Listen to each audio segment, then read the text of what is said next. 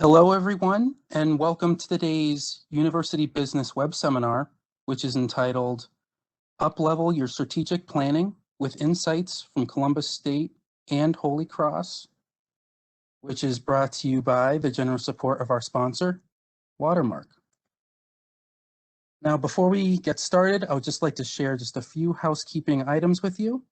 For technical support, please use the chat panel, which you can find on the right side of your screen. Then select on my name, which is Stephen Blackburn, and then type your message if you're having any technical issues, and I will get to you shortly. If you don't have computer speakers, or maybe you prefer to listen privately, then please dial the phone number and the access code that I'll be posting in the chat window in a few moments, so look out for that. Today, we'll also be welcoming any questions that you have at the end of the presentation with a Q&A session. To submit a question, just please use the Q&A panel, which you can find at the bottom right side of your screen, and then send your questions to all panelists. If you don't see the chat or the Q&A panels at the moment, just look to your right side of your screen again, and then click on the expand triangle, which is directly located in front of the panel name to make sure you have access to it. Also, something important to note very quickly, if you would like to access the web seminar at a later time, you'll be pleased to know that everyone who is registered, as well as who is here today, will receive an email with a link to the slide, as well as an archive recording. And with that, it is my pleasure to introduce to all of you our panelists today. First, we have Dr. Kimberly McElveen, who is the Assistant Vice President for Institutional Assessment at Columbus State University.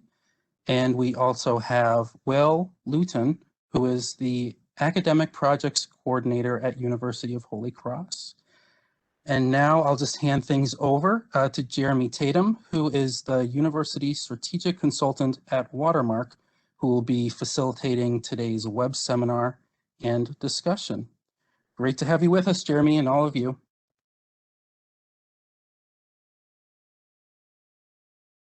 Hi, everybody. It's good to see you. Thanks again for joining us. We're excited to be here today. I'm also joined by my colleague, Susie Akey, who's listed as a panelist as well. She and I are colleagues, and we work heavily with our institutions across the country, including the ones that you're seeing here today. So we're excited to be able to talk with you a bit more about Watermark and to share the story from a few of our longstanding partners and clients. Susie, can you give me a thumbs up if you can see the next slide there? Okay, good. So just to get us started, we wanted to summarize the high-level view of what you're about to see today before we get into the weeds. And for those of you who may not be familiar with Watermark, we offer a range of solutions, some of what you see here to fulfill some of these core functions that you all face, some of the challenges that you face at higher ed institutions, things like assessment, accreditation processes, course evaluations, faculty activity reporting, curriculum management, e-portfolios, the list goes on. So at Watermark, we're really about trying to help you solve the challenges that you face in your day-to-day work, helping you drive improvements. That's what it's all about, helping you deliver student outcomes, drive improvements across campus. That's really what we're all about. So we're gonna let our clients tell that best, because they are the ones, the experts that are doing this work day to day. We're really here to be a partner in this work, and we're excited. Someone who's become a colleague and a friend, Dr. McElveen over at Columbus State, and also joined by Will Luton over at College of the Holy Cross. But it's really a joy to be able to introduce these speakers today, because we really do value the partnership that we have, and we're excited to let them tell you a bit about their story today. So with that being said, I'm gonna move the slide on and pass the mic over to Dr. Kimberly McElveen at Columbus State.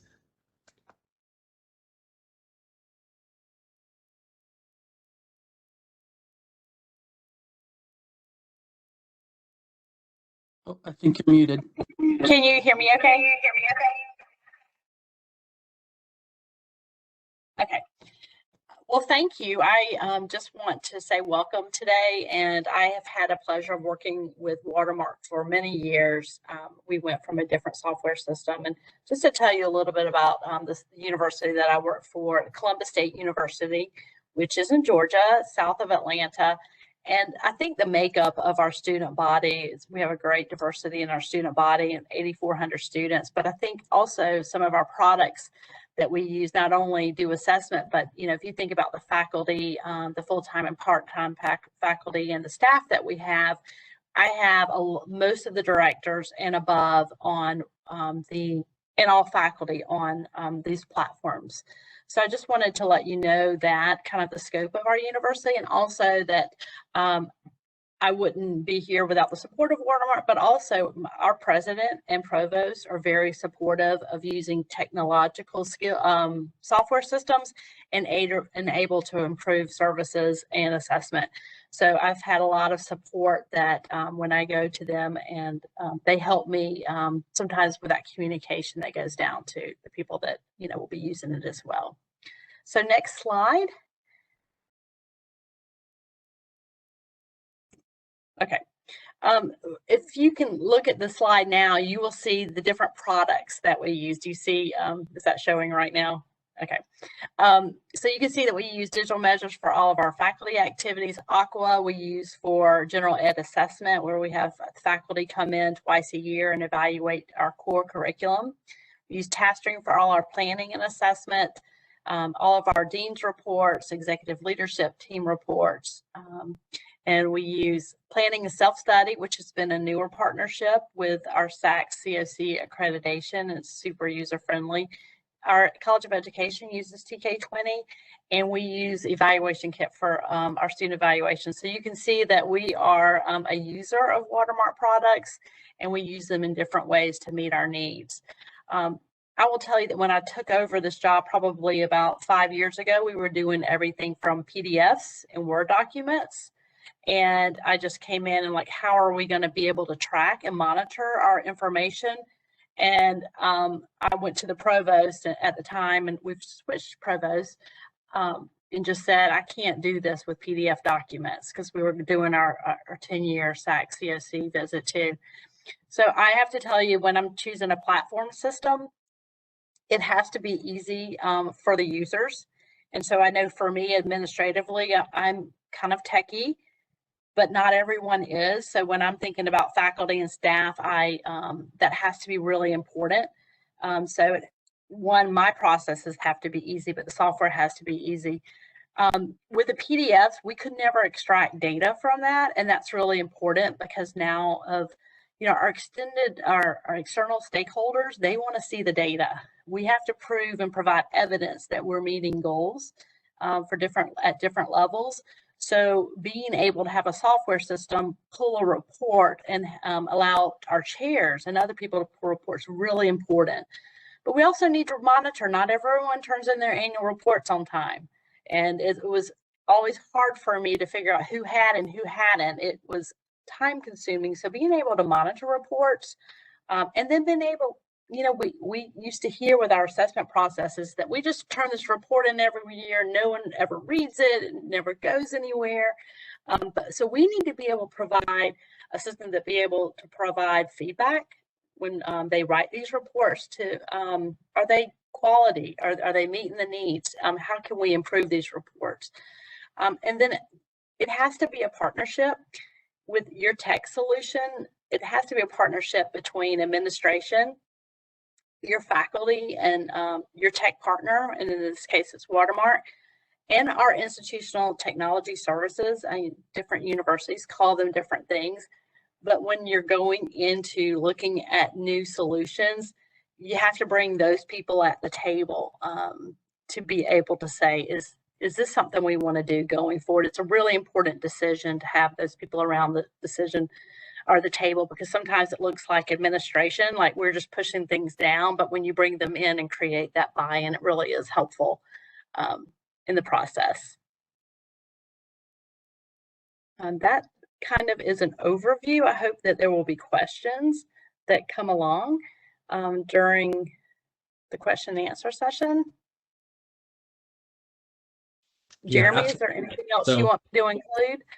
Yeah, no, so we're going to come back to this, I think, Kimberly. So I've jotted down a few questions, and I know that we're going to have some from our attendees as well. So if you do have questions, definitely feel free to go ahead and chat those over, and we'll start to build those into our Q&A session in just a moment. But Kimberly, did you have anything else that you wanted to add before we kind of pass the baton over to Will to talk a little bit about his perspective? All right, so I will pass the mic over to you, Will. Well, hello, my name is Will Luton. I'm the Academic Projects Coordinator at University of Holy Cross. We're a small regional university on the West Bank of New Orleans, which is affectionately known as the Best Bank. And we also have the distinction of being the only university on the West Bank. And so if we could go to the next slide, that's just our mission and core values. And so we were originally founded by the Marianites of Holy Cross in 1916. They traveled down from Notre Dame in the midst of yellow fever to help train teachers to teach all the children that had been left parentless throughout that entire process. So we're very mission oriented and service oriented as well. Next slide, please. And so just hearing Kimberly talk, it's always fun to hear other people in assessment talk because all the issues are so parallel. And she covered a lot of the issues about PDFs. And we had a paper-based annual process, a 3-year programmatic review process that was paper-based. We had used Compliance Assist in the past for our SAC-COC accreditation. And then I personally was awash in Google Sheets trying to do strategic planning. And so all those different pieces obviously don't speak to each other in any meaningful kind of way that's accessible. The Watermark software solutions that we use are planning and self-study is what I primarily work with. Aqua we use for our data collection for our quality enhancement plan, which is Let's Write Right. And so there's a lot of rubric calibration. Evaluation kit we use for our course surveys through our LMS, which is Canvas. Our most recent implementation is Smart Catalog. And then also our education department uses TaskStream. Thank you. Next slide. And so what led us to all of these wonderful Watermark solutions is the QEP. We needed a way to easily score student artifacts and be able to do longitudinal and periodic assessments to try and adjust for our 5th year interim report. And so we had also purchased the Assessment Insight system through LiveText before they were absorbed into Watermark. And I think it was Amanda Scott Bourne said, why don't you try planning and self-study? And so we did, and it sort of became that solution that sort of tied all of the other pieces together. And so that was sort of what led us to this, this Watermark-centered software approach. And next slide. So today, the process is more streamlined. Dr. McKelvin covered most of the benefits already. But one of the things that, for me personally, that was gratifying is it sort of pulled the roof off our IEP process. Because for the first time in a long time, deans, chairs, and faculty met with the provost to sort of talk about the process that was in place. So implementing the solution helped improve the process overall. And so there were a lot of inconsistencies and, phrasing, language that was used in the catalog, but not on the documentation. There was never any cross-checking. And so it sort of allowed all of us to get on the same page. And speaking of which, none of this would have been possible without the support of our university president and provost, both of which are very supportive of these electronic solutions. And then I guess the last thing is that all of this sort of decentralized some of the data responsibility. It put people in their own departments. We're very small. We're 1,300 students, have about 70 faculty. And so it put the stakeholders in control of their own data and assessment narratives. And so it became more of a collaborative process rather than just opening up the PDF from last year, change the numbers, and submitting it. And so I think that's been a huge benefit. And so next slide. And so these are just some feedback from our wonderful chair of education and our coordinator of executive leadership. The education department is always great about giving feedback, and they were helpful about sort of improving our internal processes as well. And so thank you, Jeremy. I think that's it for me. Thank you very much. Will, appreciate your insight as well. At this point, we would like to kind of transition to allow the audience to engage in the panel discussion. Susie and I have several questions that we're prepared to ask and kind of uncover a little bit more, but we want to kind of really focus on you all as attendees here to ensure that you're obtaining the information and the objectives are being met that you came here to see and hear about today. So with that being said, if you can, we can go ahead and open up the Q&A. So go ahead and put your questions in there. And as we get that going, excuse me, I believe we had one come in that we're just kind of looking through right now. And I believe, let me just take a look here. So as we get to some of these questions and answers, I would like to go ahead and pose one that came in, looks like from Donna. Do either of you use the products for university-wide strategic planning? That's actually related to a question that I have. So thank you, Donna, for going ahead and asking that. Can you all speak to that a bit, Will or Kimberly? I'm going to ask Will to go first. My audio is still not working all the way. Sure, I can address that. So we had our 10-year strategic plan was using Google Sheets, and then was published to PDF documents. And then in planning and self-study, there is a tab that integrates strategic planning with the annual cycle, as well as the programmatic review that we have on a 3-year rotating basis.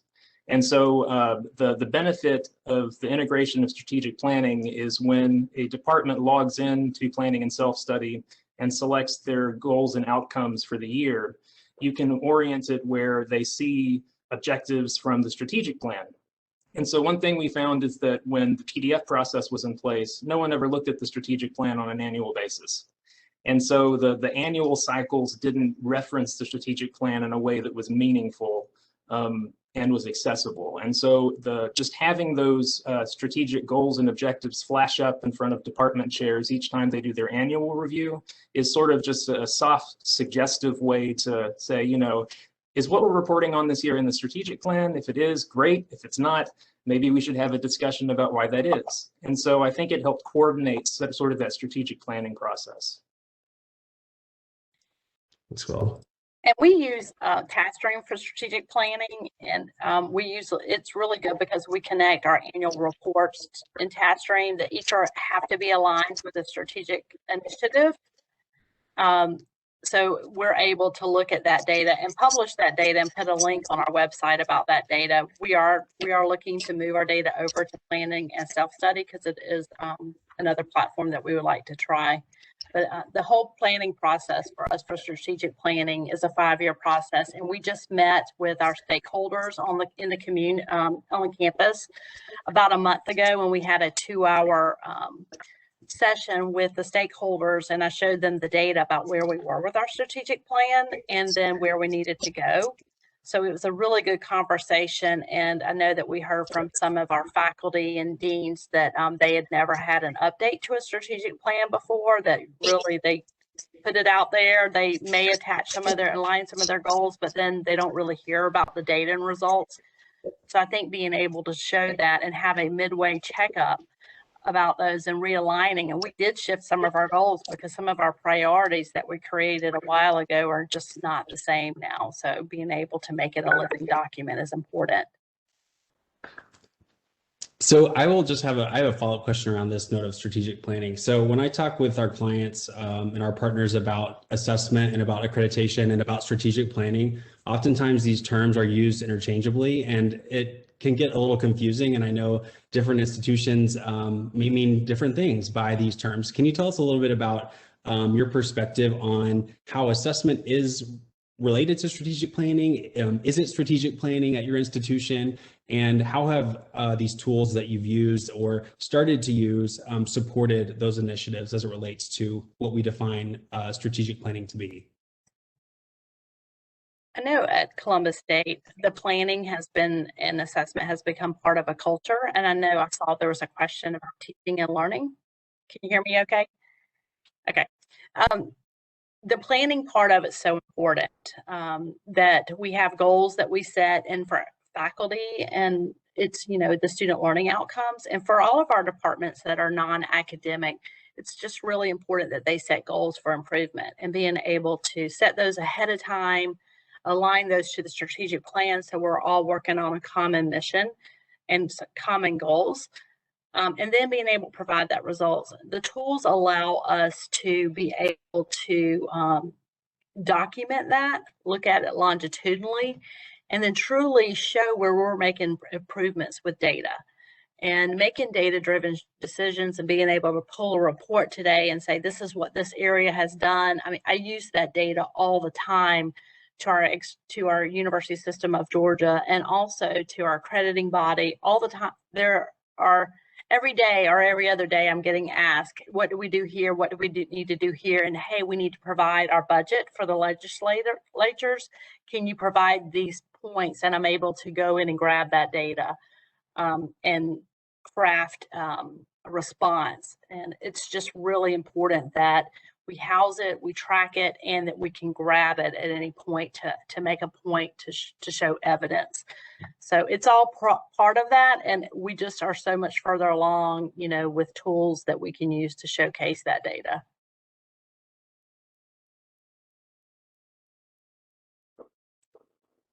Thanks, Kimberly. So my perspective is similar, but we're on such a smaller scale. One of the biggest obstacles we've had is the getting the faculty and departmental buy-in and the willingness to use the technology. But I think now that we've sort of gone over the first, I think we're entering our second assessment cycle with planning and self-study. So this is the first time that stakeholders have been able to log in and see how much less work it is once all the front work was done. It was really challenging. One of my personal goals was to input all of the PDF information prior to working with the departments, so that they come in thinking there's all this heavy lifting, but then the data is already there, and then they can just sort of arrange it. And so developmentally, it seems like it helps provide sort of a reflective space that wasn't there necessarily before. And so I think that reflective space, especially in planning and self-study, where they can see that their goals align with the strategic plan, that provide data to input into the 10-year reaffirmation, and then our 5th-year interim report, all these things end up being a huge time saver and make it less of a grind. Thanks, Will. So we have another question, I think it's a follow-up here, about switching from PDFs or Word documents to Watermark. Can you describe the transition process? Did you transition over to in phases? Exactly to your point, Will. And you mentioned this a moment ago, Kimberly, but did you upload any prior year data from the paper system? And just speak to the transition process. We know that that's so important in developing and maintaining buy-in from all stakeholders. I would say that developing buy-in is so critical, and there has to be a process and a phase-in. We did the same thing that Will did. I had student assistants enter data from our PDFs, at least the student learning outcomes and the measures from the previous year, and then we attached all of their archive reports. Getting information out of an old system is not easy, but we did that, so it took a lot of time. But when we did start and we implemented the new system, and this goes with any system, they were able to see their data, and it became a little bit more alive for them, because it's hard to scroll through a PDF. And when you can maneuver your data and look at your different outcomes and how you're measuring it and see reporting instantly, I feel like then we were able to develop more of a culture of assessment. Because going back the year before and looking at those PDFs, it is just time consuming and hard to piece together information. And I will say we got a lot of copy and paste then, but then there's a lot of direction and training. We do training all the time. We do have videos embedded now, small videos in the sections, but it just, that training and that refreshers, we're doing refreshers right now, is continuous. They don't remember, because sometimes they only touch it once a year. I think excuse me, I think the part of the training process that we used is an actual meeting with the provost after they had 2 or 3 meetings with me. And so I would meet with the department chairs and have the preloaded data, and we'd sort of fiddle with it, and we would have the whole, like, you put this in, that's not right. And it's like, well, that was in the PDF, so let's talk about that sort of collaborative process that begins. And then, and so the final meeting usually resulted in 2 or 3 follow-up meetings, because when they saw how everything related, it created some sparks, I think, in sort of creating a direction. Especially with some of our programs that have multiple degree plans, because our planning and self-study is sort of stacked by degree plan. And as Kimberly was saying, when you have 20 PDF documents to scroll through and look at, there's just no way to think, put all that in your brain and arrange it. But once it was all in planning and self-study and they could just click around and play with it a little bit, it became a little bit less intimidating. Thanks, Will. So there's another question. I want to take a bit of a turn here and then talk through some others. And I think this is an interesting one to unpack. And you all as experts really are, again, we talked about earlier, you see this day in and day out. And as a leader at a higher ed institution, you know more than anyone else that that this reality that you face has to be addressed. And so there's a question that came in around focusing on assessment. And so the idea, I don't know if you guys can see on the panel, the idea being that, should we focus on teaching and learning and the quality of that and the professional development and other relevant issues to faculty as it relates to teaching and learning? And then how do you use assessment as a tool to verify that or to validate that?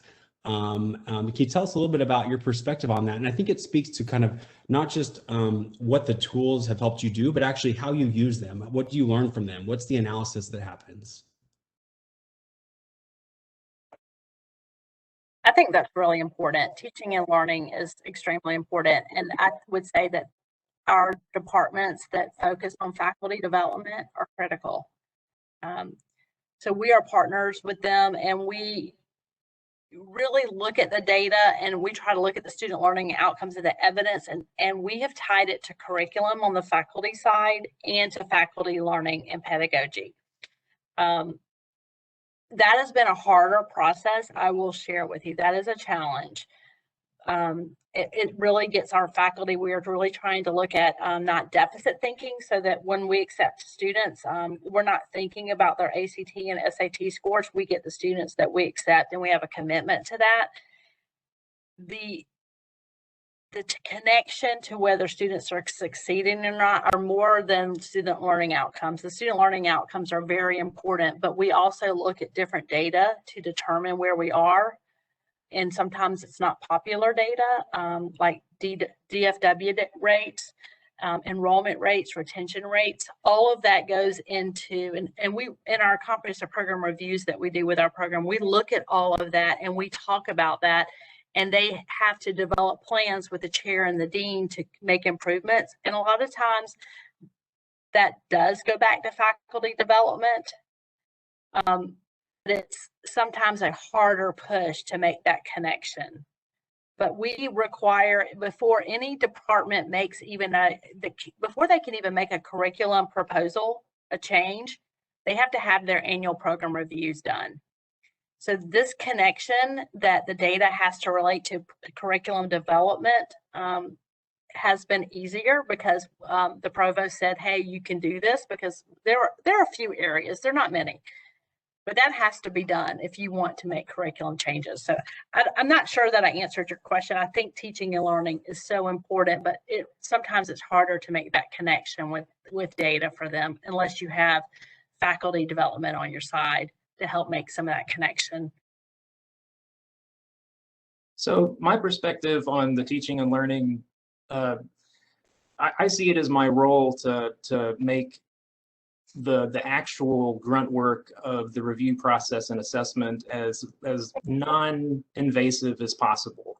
As many like passive tools that can provide as much data without any work on the individual faculty members, just so that can be their focus.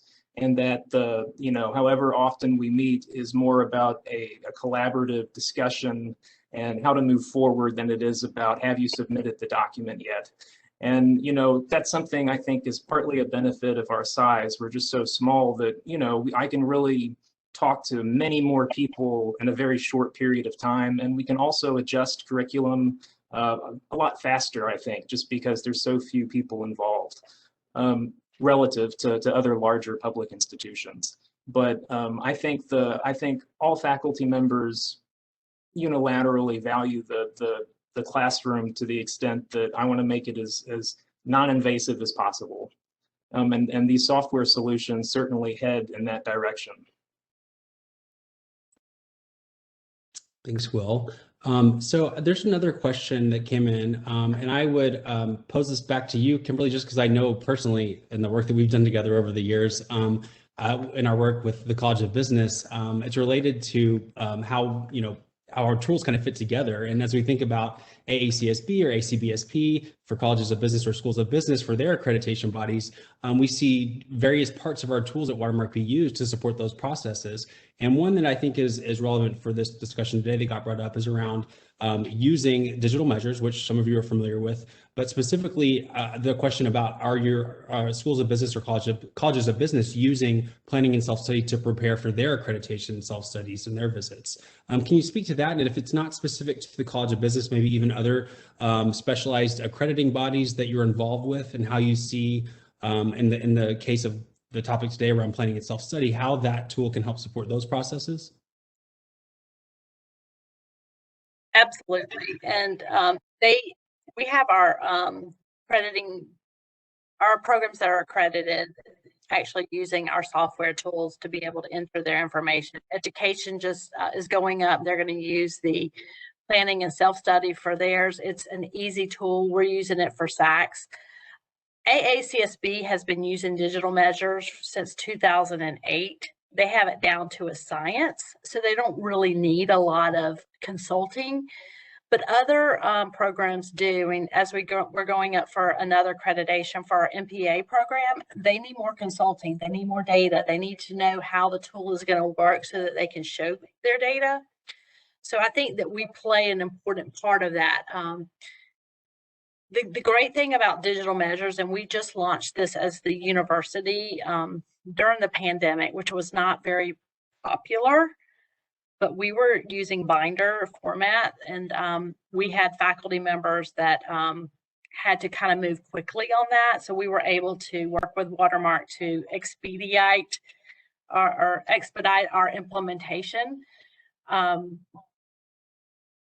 So the great thing about that product with the faculty activities, as you're talking about teaching and learning and improvement, it pulls in. We have the live stream, or I'm not sure, the API with the evaluation kit, so that's in the hands of every faculty member. Every year they can build upon their experiences, but that they can also be evaluated and get feedback for teaching and learning and for research and for the other accomplishments that they're doing.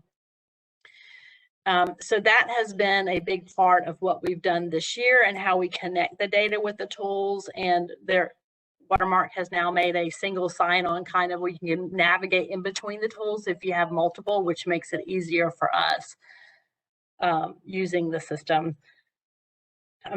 So we do work with other programs, and the connection of the products is really important, has been vital for us.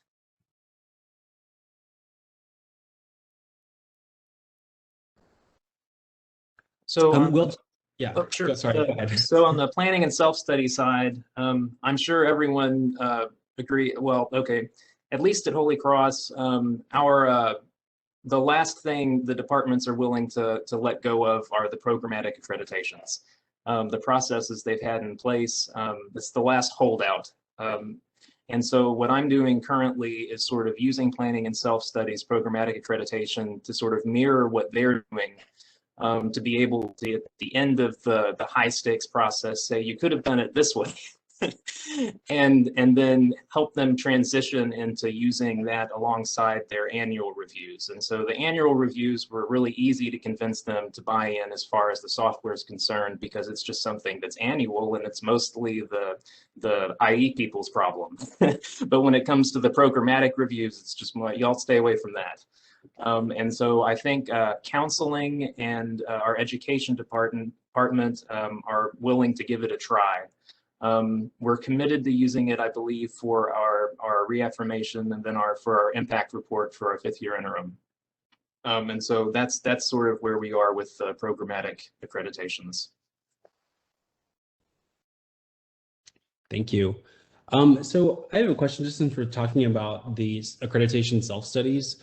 What's been your experience in the past in preparation for those? What have been some of the challenges that you have faced? And I know that this is sort of loosely attached to strategic planning, the topic of today, but I think it's a relevant point since we're discussing it and the question came up. As you think about regional accrediting bodies as well, like with SAC COC, for example, as you start to prepare for that, I know Kimberly, we talked a lot about using planning and self-study in preparation for your next visit. What are some of the challenges that you face? Can you tell us a bit about those? Have you been able to remedy some of the pains of the past with a different system or an absence of a system? What's that like for you? What's the reality for you and your colleagues? Well, we did our 10th year reaffirmation in 2016. We were using a different system, and there were probably 3 of us that were the primary writers for that. That was a challenge. And the system didn't make it so that you could have different contributors. So we would have to get stuff through email and then copy and paste it and then pull the evidence in. And it's already a lot of work. So with planning and self-study, what I've been able to do is create a team. Ours is due, our 5th year report is due March 22, which I think is next week. But I've been able to create the primary writers that are going to be in charge of each section. I've shared contributing status, so when they sign on, they only see their piece, and they're able to write a narrative, and they can show the evidence and connect the evidence. We are on a path where we are going to be done with all of our writing by July.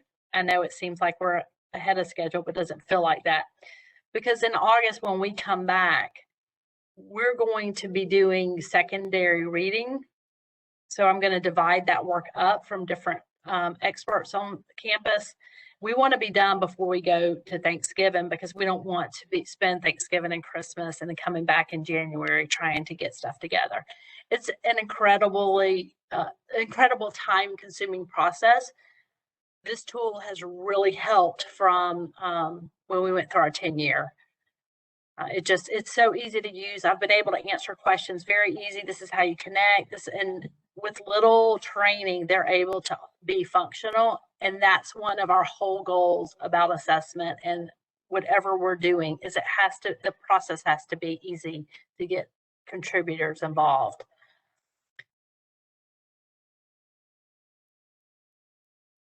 I think similarly, we sort of had a reaffirmation war room where there was just a few folks that were, the hub of the emails and the flood, and then so it was very similar in that respect. And I feel like the stakeholders are experiencing our use of Aqua with the QEP data collection with their annual reports, where they can set targets based on rubric criteria. And so it just pulls in the data from Aqua, and especially the department chairs that are involved in doing writing intensive courses, they see that using a system where the data talks to the different sides of the software, and it becomes less of an upload scenario. But then also, there's a lot of hesitancy to let go of I guess paper used to be secure, but now PDF documents are secure. So there's a lot of hesitancy to let go of that. And one of the coolest benefits that I've seen with using planning and self-study is you can always attach a PDF. That always, at the end of the day, you can just always attach the PDF. If the PDF makes you feel more comfortable, it's there. And so that's been the obstacle. And so I'm really pleased to hear that the planning and self-study accreditation side of the software is working well for you.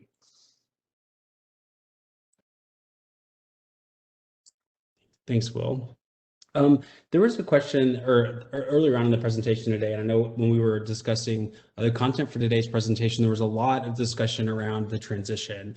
And one of the things that was mentioned in our earlier discussion was just kind of the challenges of implementing new technology. And each of you spoke to something that I think is really a key to success. And you touched on the fact that you had support and buy-in from the leaders at the institution, the provost, the president, and obviously others that are involved all the way up.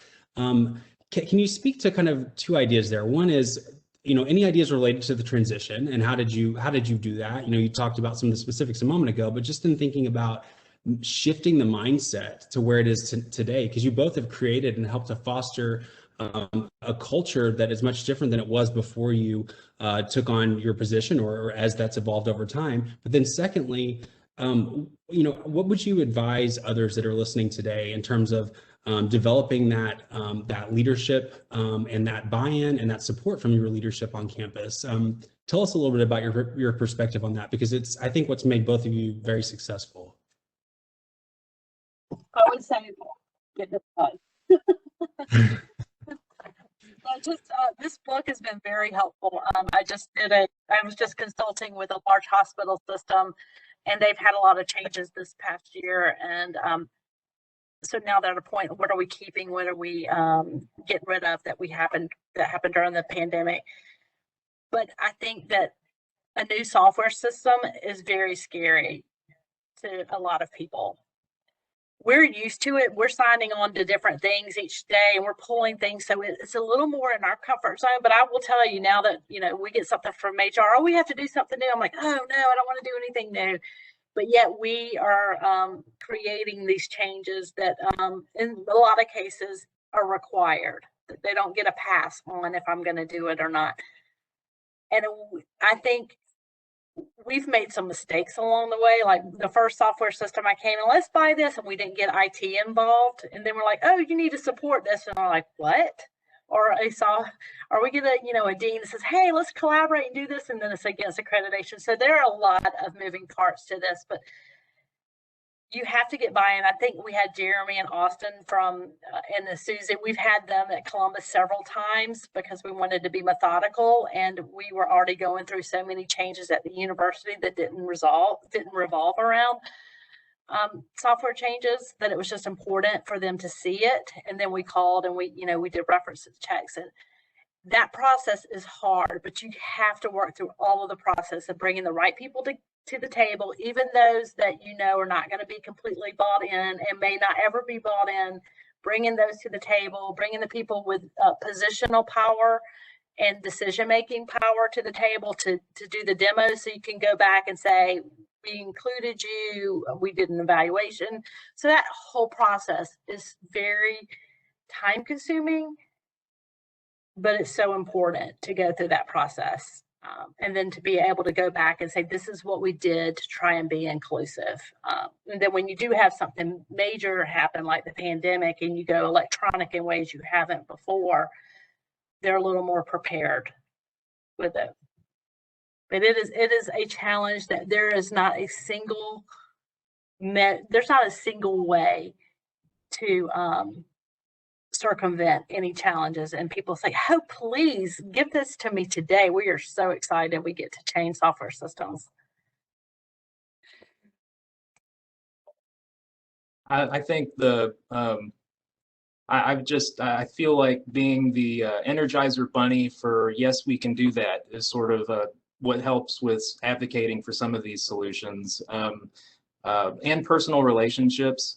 I've had to have several just long discussions about, fears and concerns about, well, what do we do if this happens or that happens?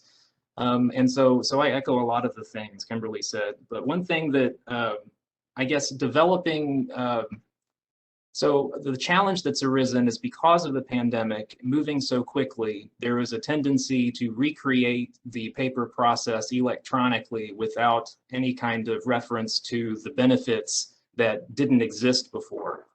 And so having to utilize as a training technique to make it as close as possible, but not be so rigid that you cut off the ability to improve. And so it's kind of a lot, but that's because if you get someone involved in the same rhythm that they're used to, that's fine. But if they accept that and don't go any further, it's to the detriment of using the software for what it's for, which is, for us, it's been efficiency and accountability. Making it as easy as possible, but also making people not afraid to click that not met button on their objective. That's another piece, is making sure that folks are accountable and it's okay to not meet your objective if you have a reason and an improvement plan. And so I think the PDF process was a little bit easier just to write a narrative that was more conducive to the direction that had already been created. Thank you. Susie, did you have any questions from your side before we take any other final ones from the audience? I don't think so. I think we're doing a good job of getting everything over. Great. Any other ideas? I think it's appropriate to kind of round out our time together. We have a few poll questions that we wanted to throw out there to the audience. And so any other, as we transition to that, do either of you have any additional thoughts based on any other questions that came up today, Will or Kimberly? Right. So if we could, Stephen, get the, there we go. Okay, so the first poll question is, what is your top concern? If you could reduce it to your top concern among the many that you're faced with, what are you thinking about? What's the top concern at your institution for the coming year? I'll go ahead and give you a few moments to go ahead and answer that. See it pop up over there on the right.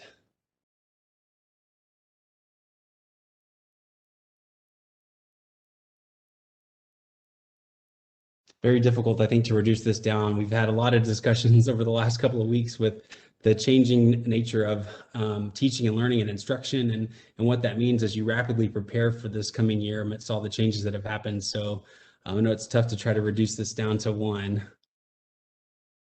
All right. And Lee, can you tell us a little bit about what you saw on, or Stephen, on the back end of this poll question, please? Yes, definitely. Let me just load this for you. Okay. Kimberly, Will, while you're doing that, what would you say if you were answering this at first? I would say it'd be hard to do one, but mental health of our faculty, staff, and students. We have had a significant increase in faculty, staff, and students, all three, that have had a just crisis situations that they haven't had before during this year. That's one. And then, you know, we go through budget cuts, and so doing more with less is a theme. So we have some plans in place to help with the mental health of our faculty, staff, and students in our community that we're rolling out in the fall. I definitely would say enrollment. As a commuter school and an institution that thrives on the personal connection, small class sizes, in person, the pandemic has not been advantageous to our learning style. And so fostering that electronically, and then also creating a fall that is as close to normal as possible, as is safe, is the biggest concern, but all relating back to, you know, enrollment.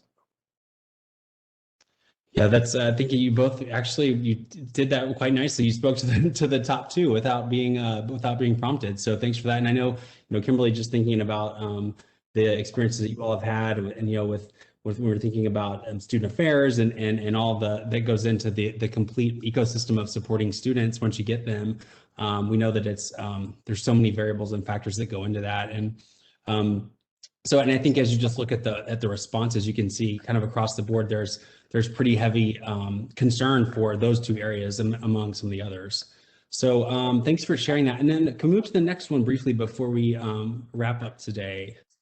I believe we have two more, but the next two will go pretty quickly. So this one being post-pandemic, will your campus rely more on technology than you did before the pandemic or less? So we'll probably just take about 10 seconds for this one because it's pretty quick.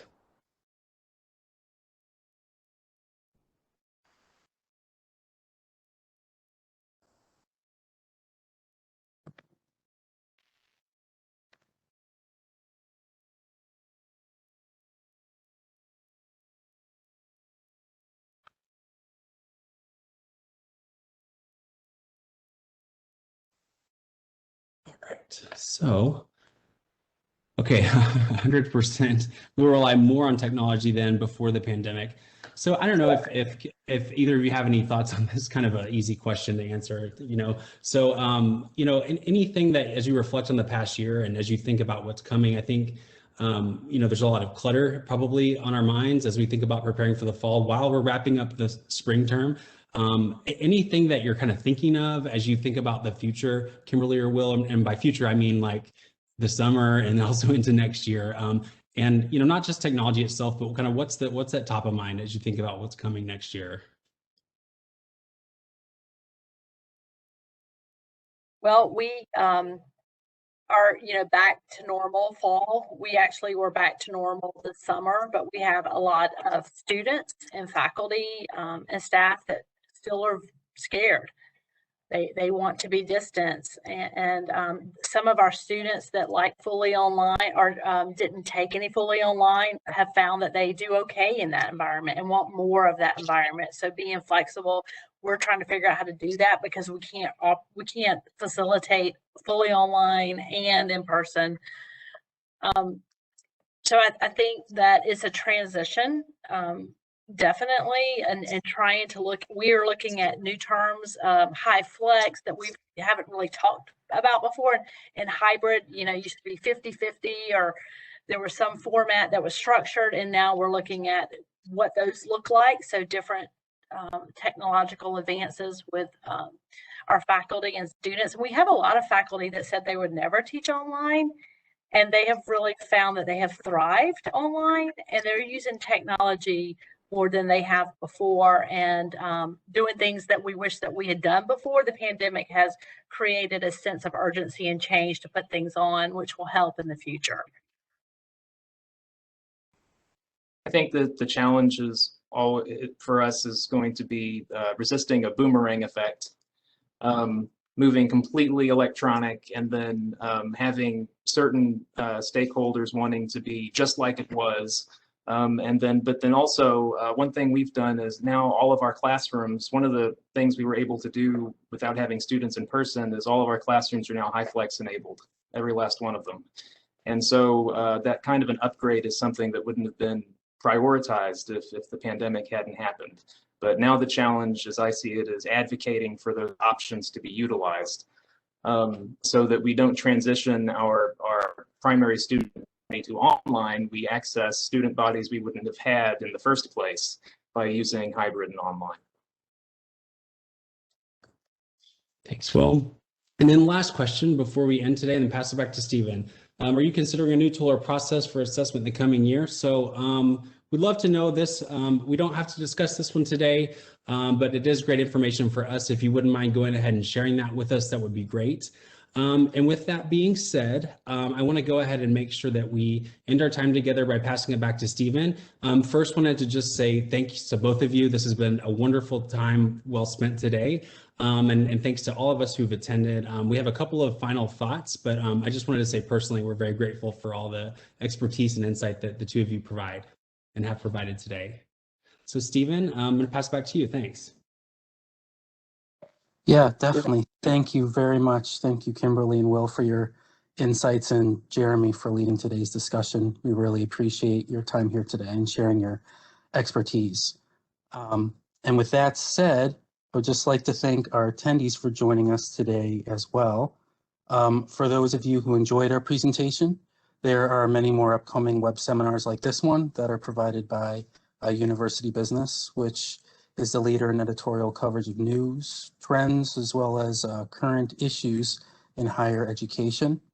Our wide range of readers here at UB, they subscribe for free, and they stay up to date with us through our print magazine, the digital edition of our magazine, our newsletters, as well as our web seminars like this one.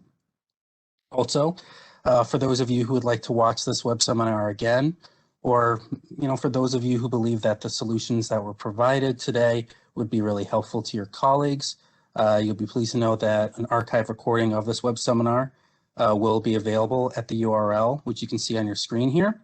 And you can also expect to receive an email from our team at University Business at some point later tomorrow, which will include a link to all of the slides as well. So with that, on behalf of University Business, this is Stephen Blackburn. Thanks, everyone, and have a great summer. Take care, be well, and stay safe, everyone. Thank you again. Thanks, y'all. Take care. Bye.